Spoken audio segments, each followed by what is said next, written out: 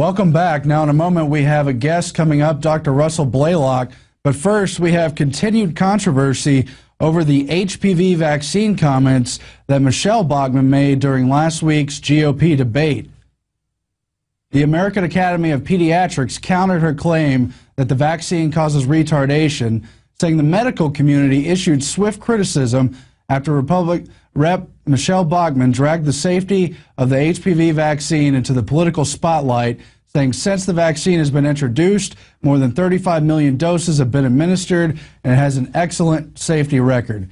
On the other hand, we have the CDC's own statistics, and we're about to get into this with Dr. Blaylock, of over 18,000 adverse reports and many deaths as well. For more on that vaccine controversy, we take you to Rob Dew's investigative piece right now. Is he less conservative than meets the eye? Gardasil has once again entered the presidential debate. First, it was Ron Paul attacking Rick Perry. Forcing 12-year-old girls to take an inoculation to prevent this sexually transmitted disease. This is not good medicine, I do not believe. And now it's Michelle Bachmann. The governor's former chief of staff was the chief lobbyist for this drug company. The drug company gave thousands of dollars in political donations to the governor. Well, I will tell you that I had a mother last night come up to me here in Tampa, Florida, after the debate. She told me that her little daughter took that vaccine, that injection, and she suffered from mental retardation thereafter. Doctors around the country are offering rewards for proof of her claim that one of her friend's daughters is now mentally retarded after receiving the Gardasil vaccine. The former IRS attack dog is now on the defensive. John, is there any science that suggests HPV vaccine can have that effect? Scott, it's so important to separate the politics from the science. What the science says, this is a vaccine that can prevent the virus that causes cancer of the cervix. There are 35 million doses that have been given in the United States since 2006. According to the Centers for Disease Control, the Institute of Medicine, and the American Academy of Pediatrics, there's no link between this vaccine and any kind of mental impairment. And the media has once again come to the defense of the vaccine industry. We don't need to start a new sort of controversy. There are no data to indicate that HPV vaccine or any other vaccine has any association with mental retardation. Of course, this has nothing to do with the amount of advertising Big Pharma buys each year. I chose to get my daughter vaccinated. I chose to get my daughter vaccinated when her doctor and I agreed that the right time to protect her is now, because it's about prevention. Right. Gardasil is the only cervical cancer vaccine that helps protect against 4 types of HPV. HPV vaccine and other vaccines are wonderfully safe vaccines. So who is Dr. William Schaffner? He is the president of the National Foundation for Infectious Diseases, an organization that has given awards to the Bill and Melinda Gates Foundation and Dr. Paul Offit, a vehement vaccine promoter who holds a $1.5 million research chair at a Merck-funded children's hospital and holds several patents on vaccines. He's also been quoted as saying a young baby could get up to 10,000 vaccines at once. These doctors should take this reward money and give it to the thousands of girls that you can find all over YouTube who have had adverse reactions after getting the Gardasil vaccination. Gabby was diagnosed with inflammation of the central nervous system as a result of the Gardasil vaccine. She suffered from 2 TIAs, or mini strokes. She is now vomiting on a regular basis. I had an adverse reaction. I lost the ability to walk. I started falling down. I needed help. I had head pressure. This is very hard to talk about.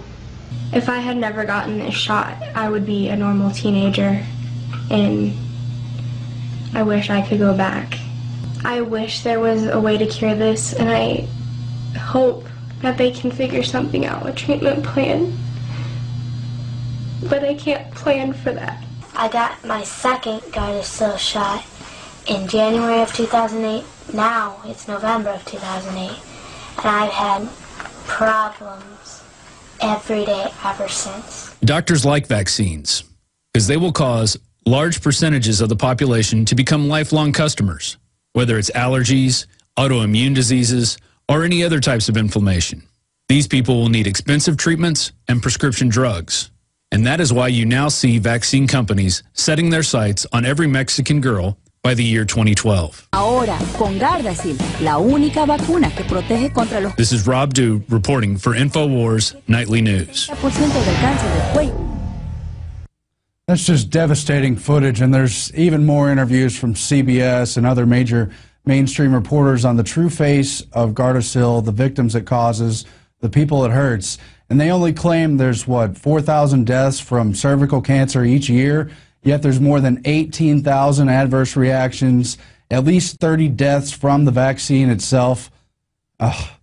It's really disgusting. For more on the debate over the safety of vaccines, we go now to expert Dr. Russell Blaylock. Doctor, we spoke a year ago in depth on some of these issues, but what can you tell us today about the dangers of the HPV, Gardasil, and Cervarix vaccines, and about the effects of vaccines in general? Well, it's well known that there's a connection between vaccination, particularly multiple vaccinations, and brain inflammation and seizures.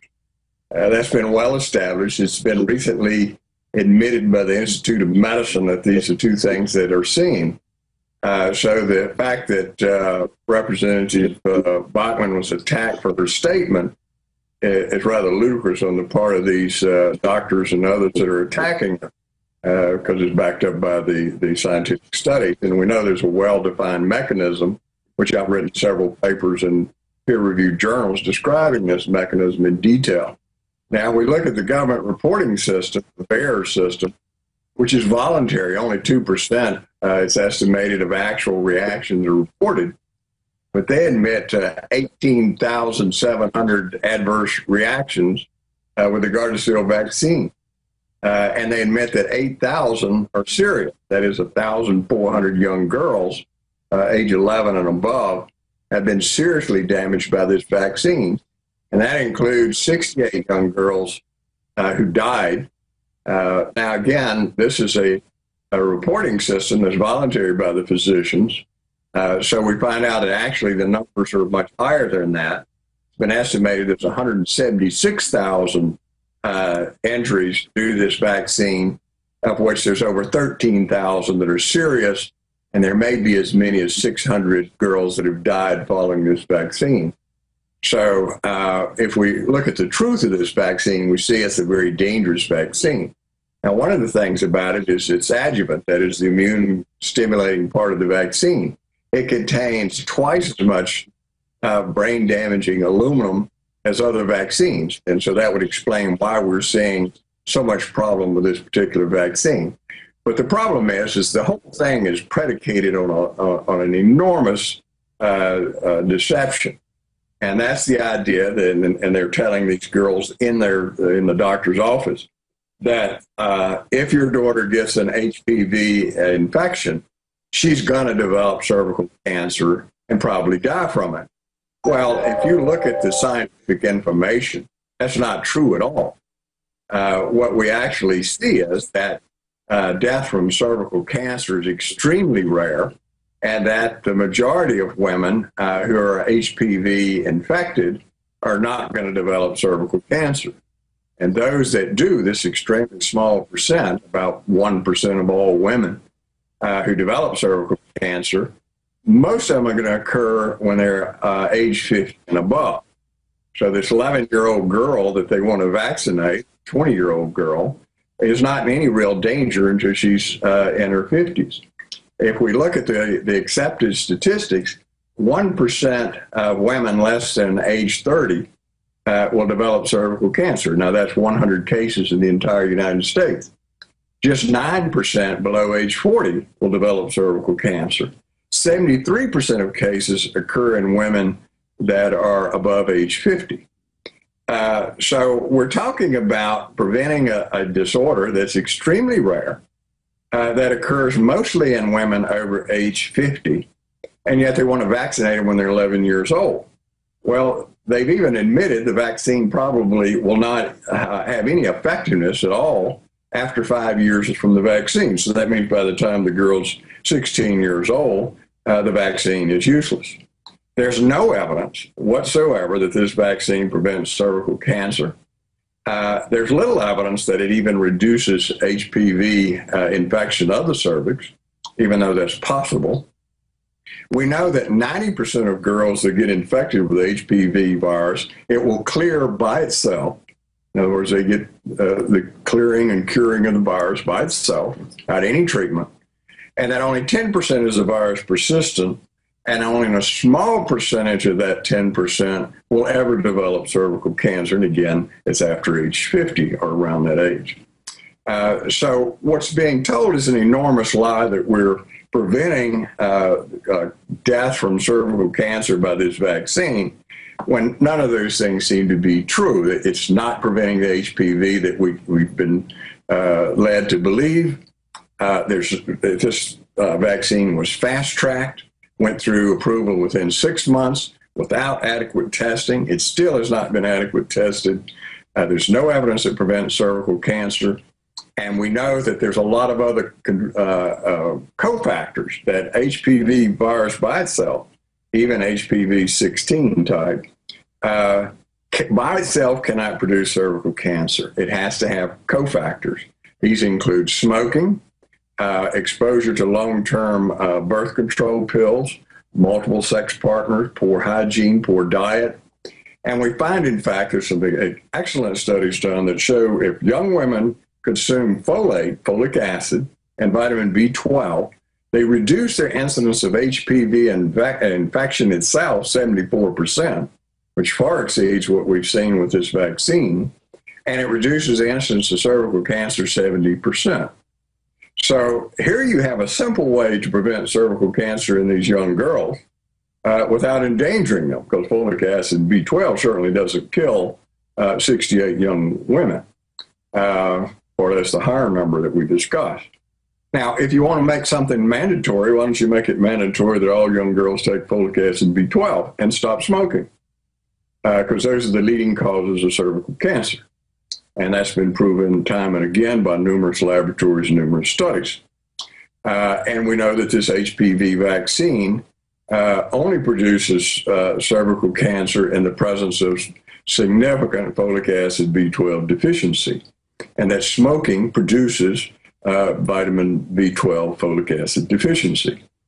So the whole thing is predicated on a lie. It's there for nothing but producing sales for the vaccine manufacturer, the Merck Pharmaceutical Company, to sell these vaccines. They're secretly going around to state legislatures trying to get mandatory laws passed, like Governor Perry did. He accepted $5,000 each from 3 different pharmaceutical vaccine manufacturers, over $377,000 that Merck Pharmaceutical put in the Governors Association of Texas for the good governor to mandate this vaccine.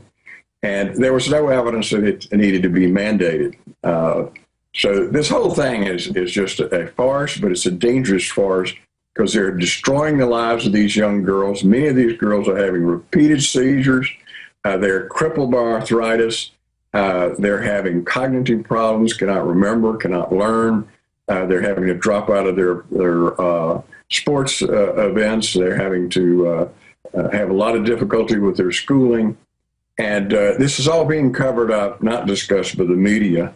And mothers need to know, start asking some serious questions. And what they'll find out is many of these physicians know absolutely nothing about HPV infection. They know nothing about cervical cancer and the relationship to HPV vaccinations. The other question is, how much influence does the big pharma industry have over politics? Why are we seeing a wave of backlash against Michelle Bachmann, a political candidate's comments that HPV causes, quote, retardation, and saying there's no data when there's all the incidence reports we've just talked about? Are they playing semantical games with the definition of retardation, or are they simply denying that this is a dangerous vaccine that was allowed to be pushed on a political level?